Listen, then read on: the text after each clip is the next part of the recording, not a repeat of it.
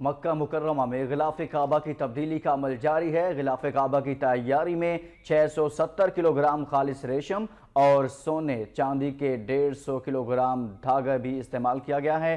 مکہ مکرمہ میں غلاف کعبہ کی تبدیلی کا عمل جاری ہے۔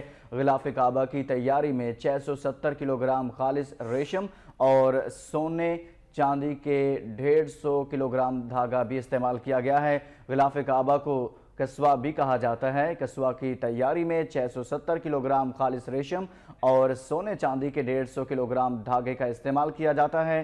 یہ غلاف 47 حصوں پر مشتمل ہوتا ہے اور ہر حصہ 14 میٹر لمبا اور 95 سینٹی میٹر چوڑا ہوتا ہے۔ غلاف کعبہ کی تبدیلی کا عمل نماز فجر کے فوراً بعد شروع ہوا۔ غلاف کعبہ کی تبدیلی میں 6 گھنٹے کا وقت لگتا ہے، جبکہ اسے 1 سال کے عرصے میں تیار کیا جاتا ہے۔ تاریخی اعتبار سے بیت اللہ پر سب سے پہلے غلاف حضرت اسماعیل علیہ السلام نے چڑھایا تھا۔